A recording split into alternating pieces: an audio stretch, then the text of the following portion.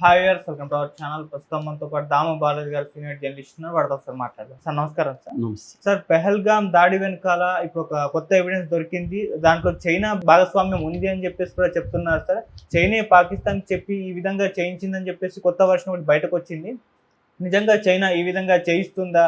మరి ఇప్పుడు చైనా పట్ల భారత్ ఏ విధంగా వ్యవహరించాలి? భారత్ మరి ఏ విధంగా డిసిజన్స్ తీసుకుంటుంది సార్? దీనికి సంబంధించి ఏం జరిగింది సార్? ఇప్పటి వరకు పాకిస్తాన్లో టెర్రరిస్టులని ట్రైనింగ్ ఇచ్చి వాళ్ళని పహల్గామ్ పంపించి పహల్గామ్లో సాధారణ ప్రజల మీద టూరిస్టుల మీద అటాక్ చేయించింది పాకిస్తానే. దీని వెనుక అసీం మునీరే ఉన్నాడు అన్న వార్త మనం ఇప్పటివరకు చూసాము. అయితే నిన్న ఒక కొత్త విషయం వెలుగులోకి వచ్చింది. అదేంటంటే చైనానే చేయించింది అని చెప్పి ఆ వెలుగులోకి వచ్చిన విషయాన్ని ఫస్ట్ పోస్ట్ ఎడిటర్ దీని మీద చాలా డీటెయిల్గా రాశారు. ఇది చైనానే చేయించింది అని చెప్పి పాకిస్తాన్ మీద చైనా కంట్రోల్ కంప్లీట్గా ఉంది అనేది వాళ్ళు చెప్పారు. మనం కానీ అసలు పాకిస్తాన్ మీద చైనా పెత్తనం ఏ స్థాయిలో ఉంది, వాళ్ళ రిలేషన్స్ ఏంటి, రెండోది పాకిస్తాన్ చెప్తే అంటే చైనా చెప్తే పాకిస్తాన్ చేసే పరిస్థితి ఉందా, మూడవది అసలు చైనాకు అవసరం ఏంటి, ఇండియా మీద పాకిస్తాన్ని ప్రయోగించి ఇండియా పాకిస్తాన్ యుద్ధ వాతావరణం తీసుకురావడం వల్ల చైనాకి కలిగే లాభం ఏంటి అని ఈ మూడు విషయాల్ని ప్రధానంగా మనం చర్చిద్దాం. ఫస్ట్ విషయం ఏంటంటే చైనా చేసింది అనడానికి మన దగ్గర ఎలాంటి లాజిక్ పనిచేస్తుందంటే ఎప్పుడైనా కూడా ఇప్పుడు ఒక హత్య జరిగిందనుకో ప్రధానంగా మోటివ్ అనేది ఇంపార్టెంట్. ఏ మోటివ్తో ఈ హత్య చేస్తుంటారు? ఈ మోటివ్ అంటే ప్రధానంగా ఏముంటుంది? డబ్బులు కోసం హత్యలు జరుగుతాయి, తర్వాత అమ్మాయిల విషయాల్లో హత్యలు జరుగుతాయి, తర్వాత రివెంజ్ కోసం హత్యలు జరుగుతాయి. ప్రధానంగా ఈ కారణాలు ఉంటాయి. అలాగే డబ్బు జరిగితే ఏం చేస్తాం? ట్రైల్ ఆఫ్ ద మనీ అంటారు. మనీ ఎక్కడికి ట్రావెల్ అయింది, మనీ ఎవరికి చేరుతుంది, దాన్ని బట్టి ఈ స్కామ్ వెనక ఎవరు ఉంటారనేది చెప్పచ్చు. అలాగా ఇప్పుడు పాకిస్తాన్ ఇండియా వార్ జరిగితే ఎవరికి ఉపయోగం? పాకిస్తాన్కి ఏం ఉపయోగం లేదు. నిజానికి పాకిస్తాన్కి చాలా నష్టం. పాకిస్తాన్ ఆల్రెడీ దివాలా తీసే పరిస్థితిలో ఉంది. పాకిస్తాన్ ఇండియాతో యుద్ధం పెట్టుకుంటే ఇంకా కూడా వాళ్ళు దివాలా తీసే పరిస్థితి, వాళ్ళు ఇంకా వెనక్కి వెళ్ళిపోతారు. ఆల్రెడీ పావర్టీ అతి దారుణంగా ఉంది పాకిస్తాన్లో. వాళ్ళు ఏదో బెయిల్అవుట్ల మీద బతుకుతూ ఉన్నారు. అలాంటి బలహీనంగా ఉన్న పాకిస్తాను వాళ్ళ దగ్గరున్న ఆర్ముడు రిజర్వ్స్ అవన్నీ కూడా 4 రోజులకి రావు అనేది లేటెస్ట్గా గణాంకాలు చెబుతున్నాయి. అలాంటి పాకిస్తాను ఇండియా లాంటి అతిపెద్ద కంట్రీ, ఎకనామిక్గా ఇండియా 5th ప్లేస్లో ఉంది, ఆర్ముడు డిఫెన్స్ పరంగా 4వ ప్లేస్లో ఉంది. రెండోది స్ట్రాటజిక్గా ఇండియా చాలా హామ్ చేయగలదు పాకిస్తాన్కి. ఇన్ని రకాల ఇది పెట్టుకొని ఎందుకు ఈ స్థాయిలో రెచ్చగొడుతుంది? కాశ్మీర్ అనేది వాళ్ళకి తెలిసి ఎప్పటికీ వాళ్ళ దేశానికి రాదు కాశ్మీర్, కానీ ఎందుకు చేస్తుంది? కాబట్టి దీని వెనక చైనానే ఉంది. ఎందుకంటే ఇండియా పాకిస్తాన్ వార్ వల్ల ఇండియా చాలా దెబ్బతినే అవకాశం ఉంది. ముఖ్యంగా ఎకనామిక్గా తీసుకున్నప్పుడు అనేక పెట్టుబడులు మనకి వచ్చే అవకాశం ఉంది. మనం ఇప్పుడు ఎమర్జింగ్ మన గోల్ ఏంటి? ఇప్పుడు 5th ప్లేస్లో ఉన్నాం, 3rd ప్లేస్లోకి వెళ్ళాలనేది ఇప్పుడు ఇమీడియట్గా మన గోలు. 3rd ప్లేస్కి వెళ్ళే అవకాశం కూడా ఉంది. ఈ మధ్య ట్రంప్ టారిఫ్స్ ఇవన్నీ పెట్టడం, ముఖ్యంగా చైనా మీద 145% టారిఫ్ విధించడం వల్ల చైనాలో పెట్టుబడులు పెట్టే అనేక కంపెనీలు ఇంక్లూడింగ్ యాపిల్ బయటకు వచ్చేసే అవకాశం ఉంది. అందులో చాలామంది ఇండియాలో పెట్టుబడులు పెట్టే అవకాశం కనిపిస్తుంది. ఇండియా ఎందుకంటే పీస్ఫుల్ కంట్రీ, బాగుంది, ఇక్కడ లేబర్ చీప్గా దొరుకుతారు, గవర్నమెంట్ బాగా కోఆపరేట్ చేస్తుంది, ఇవన్నీ ఉన్నాయి కాబట్టి ఇండియాలో పెట్టుబడులు పెట్టే అవకాశం ఉంది. సో చైనా ఆల్రెడీ ఎకనామిక్ క్రైసిస్లో ఉంది. చైనాలో రియల్ ఎస్టేట్ దారుణంగా పడిపోయింది. చైనాలో యాపిల్ లాంటి సంస్థలు బయటకు వచ్చేస్తున్నాయి.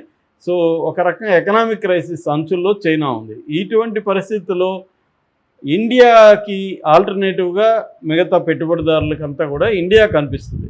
సో కాబట్టి ఇండియాని అస్థిరపరిచి ఇండియా నిరంతరం వార్లో ఉంటుంది. పాకిస్తాన్తో వార్ ఎప్పుడు ఎండ్ అవుతుందో తెలియదు. ఇండియాలో డిపెండబుల్ కాదు, ఇండియాలో పెట్టుబడులు పెట్టలేము, సేఫ్టీ ఉండే అవకాశం లేదు అన్న వాతావరణం క్రియేట్ చేయడం ద్వారా చైనా తనను తాను కాపాడుకోవడానికి ట్రై చేస్తుంది అనేది ఈ వాదనలో బలమైంది. రెండవది, ఇప్పుడు చైనా చెప్తే పాకిస్తాన్ ఎందుకు వింటుంది అనుకున్నప్పుడు చైనాకి పాకిస్తాన్కు ఉన్న రిలేషన్షిప్స్ చూస్తే మొదటగా మనం డిఫెన్స్ చూస్తే చైనా పాకిస్తాన్ దగ్గర ఉన్న మొత్తం ఆర్మ్డ్ ఫోర్సెస్ అంటే ఆర్మ్డ్ ఎక్విప్మెంట్ కానీ అన్నీ కానీ 80% చైనా నుంచి తెచ్చుకుంటుంది. ఆర్మ్డ్ ఎక్విప్మెంట్ దగ్గర నుంచి, సబ్మెరైన్స్ దగ్గర నుంచి, ఎయిర్ ఫోర్స్ దగ్గర నుంచి అన్నీ కూడా చైనా నుంచే పాకిస్తాన్కి ప్రధానంగా వస్తున్నాయి. అంతకుముందు ఉక్రెయిన్ ఇలాంటి దేశాల నుంచి కూడా వచ్చేది.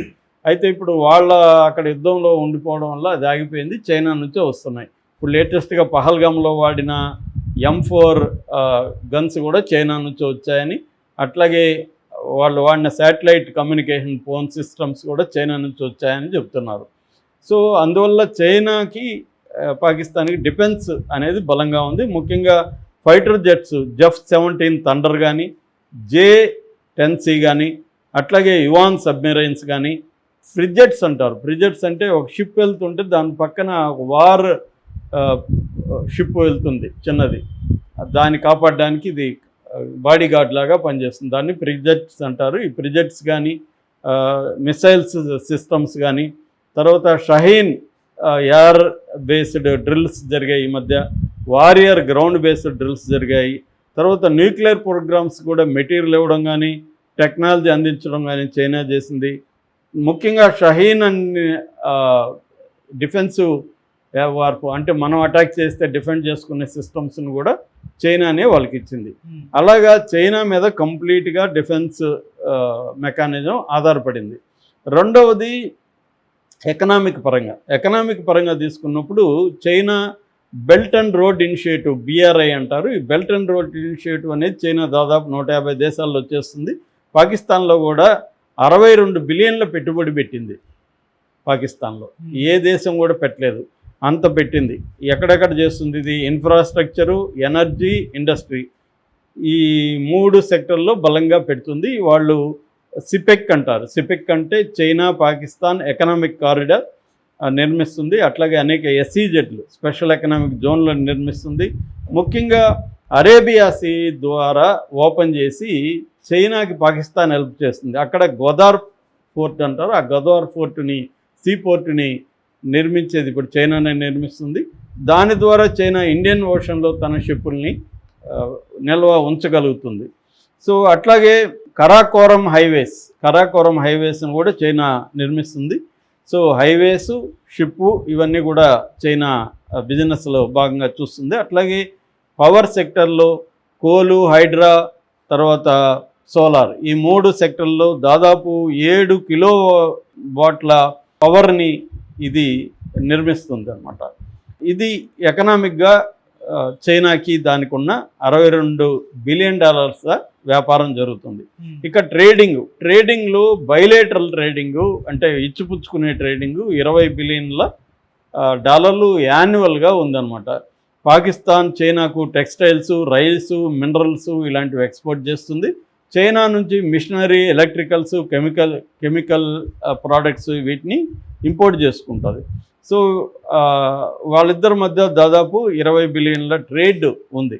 మూడవది ఫైనాన్షియల్ హెల్ప్. చైనా పాకిస్తాన్కు $30 బిలియన్ అప్పు ఇచ్చింది. ఈ మధ్యనే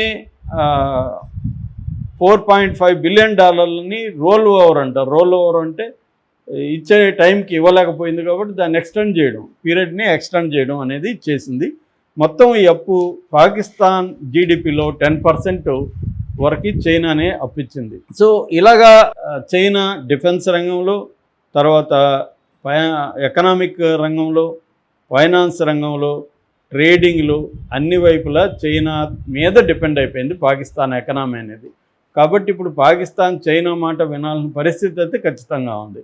రెండోది, రేపు యుద్ధం వచ్చినా కూడా చైనానే వెనక నిలబడి ఉంటుంది పాకిస్తాన్కి. అందువల్లనే పాకిస్తాన్ ఎప్పుడూ లేనంతగా విర్రవీగుతూ మాట్లాడుతుండడానికి కారణం కూడా చైనా బలమే. ఎందుకంటే లేకపోతే పాకిస్తాన్ ఇంత బెదిరించదు, మేము బాంబులు వేస్తామని ప్రతిసారి అంటూనే ఉన్నారు. రీసెంట్గా రష్యాలో ఉండే పాకిస్తాన్ రాయబారి కూడా మేము ఈ న్యూక్లియర్ వెపన్ ఉపయోగిస్తాము ఇండియా మీద అని మాట్లాడుతున్నారంటే ఇంత రెచ్చిపోయి మాట్లాడే పరిస్థితి చైనా అండ లేకుండా పాకిస్తాన్కి లేదు. అసలు చైనానే చేయించింది ఈ పహల్గామ్ అటాక్ అనేది ఇప్పుడు చెప్తున్నమాట. దీన్ని ఇండియా ఎదుర్కోవడానికి ఎందుకంటే చైనా డైరెక్ట్గా అయితే రంగంలోకి రాదు కాబట్టి ఇండియా, రష్యా, తర్వాత ఇజ్రాయెల్, ఫ్రాన్సు, అమెరికా ఇలాంటి దేశాల సహాయం తీసుకునే అవసరం ఉంది. చైనా కానీ రంగంలో దిగితే మనకి అమెరికా కూడా మన వైపు వస్తుంది. ఆల్రెడీ రష్యా ప్రెసిడెంటు మేమున్నాం మీకు అని మన మోడీకి ఫోన్ చేశాడు. కాబట్టి చైనా కానీ దిగితే ఖచ్చితంగా ఇండియా కూడా ధీటుగా ఎదుర్కొనే పరిస్థితి ఉంది. ఎందుకంటే చైనా డైరెక్ట్గా వార్ చేయదు, ఎంతసేపు పాకిస్తాన్ ద్వారానే చేయాలి. పాకిస్తాన్ ఎదుర్కొనే శక్తి సామర్థ్యాలు ఇండియాకు ఉన్నాయి. ఇండియాకి సపోర్ట్ సిస్టమ్ కూడా వరల్డ్ వైడ్గా బలంగానే ఉంది. Okay sir, thank you so much.